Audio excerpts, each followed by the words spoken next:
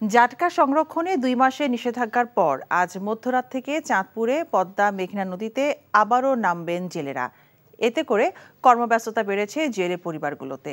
এরই মধ্যে নৌকা এবং মাছ ধরার সরঞ্জাম নিয়ে নদী তীরে ভিড়তে শুরু করেছেন জেলেরা। অনেক জেলে ইলিশ ধরার প্রস্তুতিতে নৌকা মেরামত, জাল সেলাইয়ের কাজ শেষ করে প্রস্তুতি নিচ্ছেন। চাঁদপুর থেকে শরীফুল ইসলামের পাঠানো রিপোর্ট। ওয়ালটন ফ্রিজ কিনে অনেকের মতো আপনিও হয়ে যেতে পারেন মিলেনিয়াল। সেরা পণ্যের সেরা অফার। ইলিশ রক্ষায় জাটকা নিধন প্রতিরোধ কর্মসূচির আওতায় চাঁদপুরের পদ্মা মেঘনা নদীর 70 কিলোমিটার এলাকায় মার্চ এপ্রিল 2 মাস সকল ধরনের মাছ ধরা, পরিবহন, বিক্রি ও মজুত সম্পূর্ণ নিষিদ্ধ ছিল। নিষেধাজ্ঞার সময় নিবন্ধিত জেলেরা পেয়েছে 40 কেজি করে চাল। তবে গেল 2 মাস ধার দেনা করে তাদের সংসার চলেছে বলে জানিয়েছেন জেলেরা।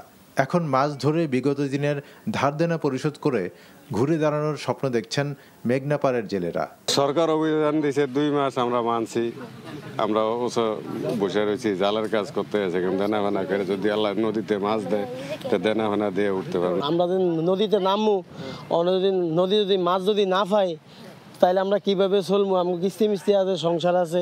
চাঁদপুরে অভয়াশ্রম এলাকায় জাটকা রক্ষা সফলভাবে সম্পন্ন হয়েছে উল্লেখ করে জাতীয়ভাবে 6 লাখ মেট্রিক টন ইলিশ সংগ্রহের যে লক্ষ্যমাত্রা তা অতিক্রম করবে বলে আশাবাদী জেলা মৎস্য কর্মকর্তা। এই জাটকা রক্ষার অভিযানটা অত্যন্ত সফলভাবে সম্পন্ন করতে পেরেছি। আমরা আশা করব যে 6 লক্ষ মেট্রিক টন যে মানে আমাদের উৎপাদনের যে কাঙ্ক্ষিত লক্ষ্যমাত্রা সেটার আমরা অতিক্রম করতে পারবো।